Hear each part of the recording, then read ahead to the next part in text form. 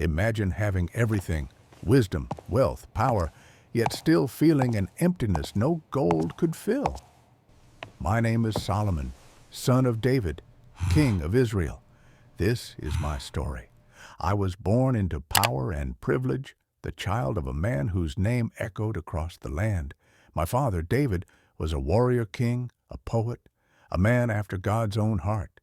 He defeated Goliath, united the tribes, and brought the Ark of the Covenant into Jerusalem. To Israel, he was a legend. To me, he was simply my father. From him, I learned the meaning of strength, faith, and leadership.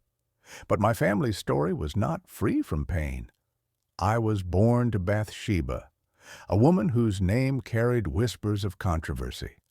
My father's life was filled with both triumph and failure, and as his son, I saw that kingship carried both glory and consequence. Still, I knew from the beginning, I was chosen.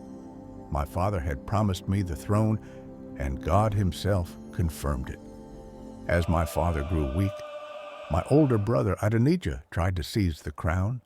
He gathered supporters, declared himself king, and nearly ended my story before it began.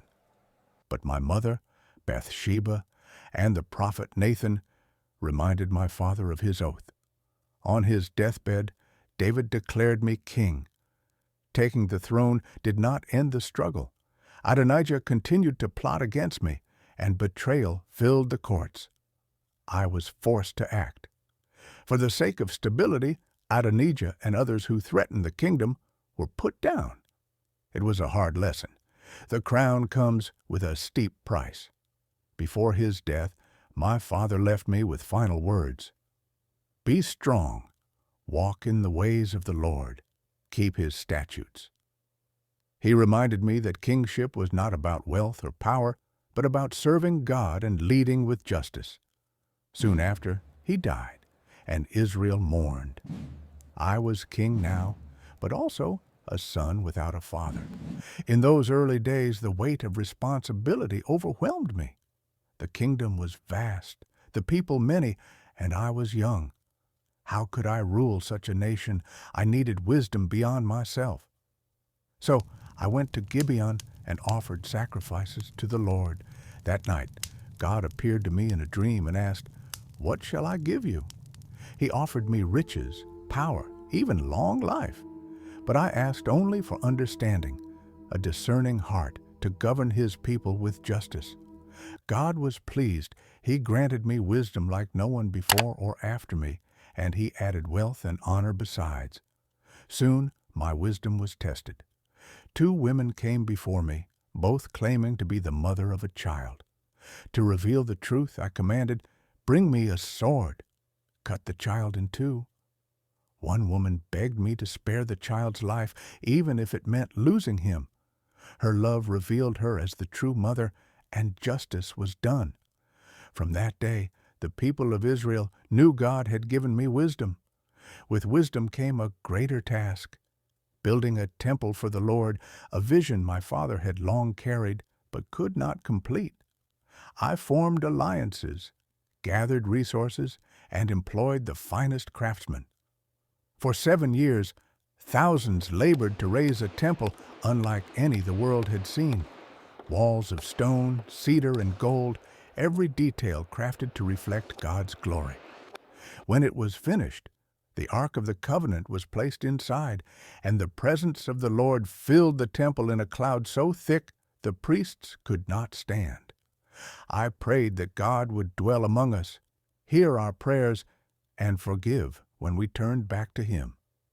The temple became the heart of Israel, and my reign entered its golden age. Trade flourished, wealth poured in, and Israel became a beacon among nations. Silver was as common as stones, and kings and queens traveled to see our prosperity. Among them was the Queen of Sheba, who tested me with questions and riddles. For each I had an answer. She marveled at my wisdom and declared that what she had heard had not told half the truth. My fame spread across the world. Scholars, rulers, and traders came seeking counsel. I built palaces, gardens, and fleets of ships that returned with treasures from distant lands. Under my rule, Israel reached heights it had never known. But at the peak of my reign, my heart faltered. I married foreign princesses for alliances, and with them came foreign gods. I allowed altars to rise in Israel, and slowly my devotion to the Lord weakened. My disobedience stirred God's anger. A prophet told me that because of my sins the kingdom would be torn apart after my death. And so it was. After 40 years of rule, I died, leaving the throne to my son Rehoboam. But he ignored wisdom and imposed harsh burdens on the people. Rebellion followed, and the kingdom divided. The legacy I had built was fractured. My story is both triumph and warning. Wisdom without humility becomes pride. Power without righteousness leads to ruin. I am Solomon. This was my story. As you write yours, ask yourself, what will you leave behind?